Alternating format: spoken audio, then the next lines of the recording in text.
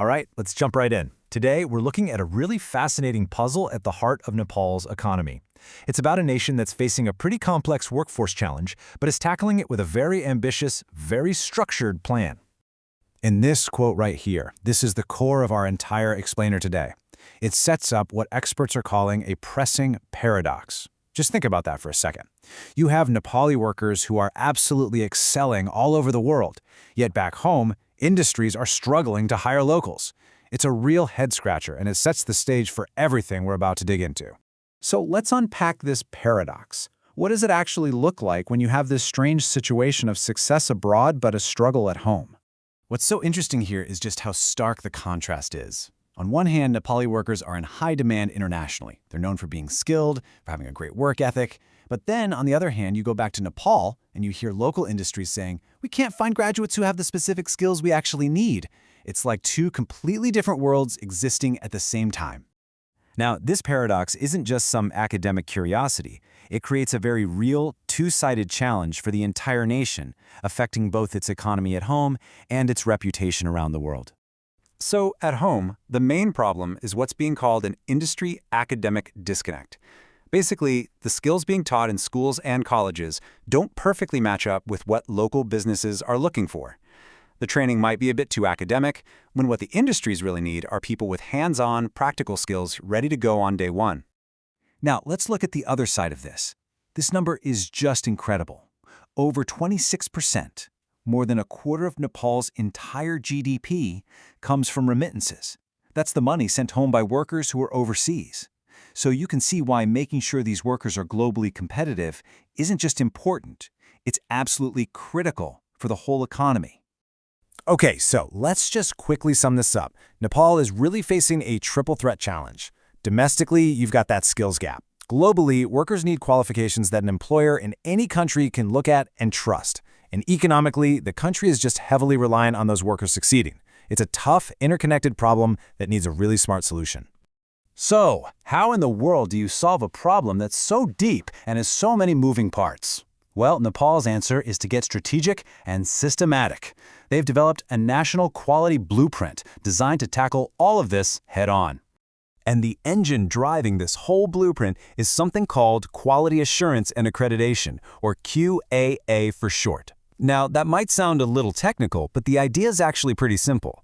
It's a national system designed to make sure that all education and training meets a consistent, high-quality standard that everyone can trust. This is the real mechanism for change. And I absolutely love this analogy. Think of QAA as a kind of passport to opportunity. When a student graduates from an accredited program, it's like getting a stamp in their passport. It signals to any employer, whether they're in Nepal or on the other side of the world, that this person's skills are top-notch. It's a stamp of quality that just opens doors. Okay, so that's the what. But how does this blueprint actually work in the real world? Well, it's built on 4 key pillars. These are the foundation for the entire strategy. These 4 pillars are the action plan. They're designed to do everything from bridging that skills gap to earning global trust, changing the mindset inside institutions, and unifying standards across the entire country. So let's break each one down. So, that first pillar, it goes straight for the jugular of the domestic problem. By making sure that school programs are competency-based and actually signed off on by industry leaders, the QAA framework ensures that what students are learning is exactly what employers are looking for. It's all about closing that industry-academic disconnect we talked about. The second pillar is all about the global stage. Formal accreditation is a powerful signal of quality to international employers. It tells a company in, say, Dubai or Malaysia that a technician trained in Nepal meets a standard they can recognize and trust.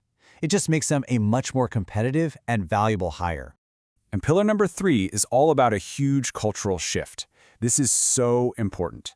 The goal is to move institutions away from just passively ticking boxes to meet minimum requirements. Instead, they're encouraged to actively plan for constant improvement using tools like school improvement plans to really look at themselves and figure out how to get better. It's about building a real culture of quality from the inside out. And finally, the 4th pillar creates a common language for quality. With Nepal's federal system, it's so important that a qualification means the same thing no matter where you get it. QAA makes sure that a technician trained in Sudor Paschim province is held to the exact same high standard as one trained in Bagmati. It creates one unified national benchmark for skills. So we've walked through all the pieces of this blueprint.